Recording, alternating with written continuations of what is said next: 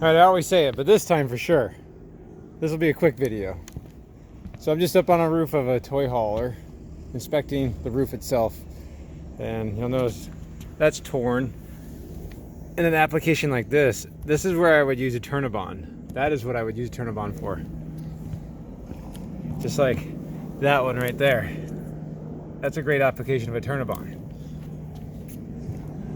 Hey, look at that. It was probably ripped right here, and that's an application of Eternabond. That's where I would use it. If you do notice, the Eternabond TPO is actually cracking. So it doesn't last forever. But that's neither here nor there, because this roof, this rubber roof, this is a EPDM rubber roof. It is on its deathbeds for sure. You can see this black exposed. That's the rubber roof itself. You should never see the rubber, the black rubber. That means this is at the end of its life and should be replaced. I doubt the owner's going to replace the rubber roof on this one.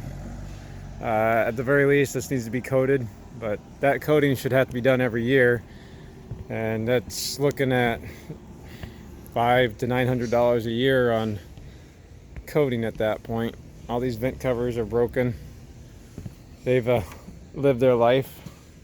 I'm sure if I pushed on these things hard enough, they would just break. Everything needs to be resealed. You can kind of see how weak that is right there. So there was an actual quick video. This is like a 2006 Rampage, and that's what a few years in Arizona sun does to a rubber roof here. It needs to be replaced. That's the bottom line. That's what I would recommend. And take it easy, guys. That's what a bad roof looks like.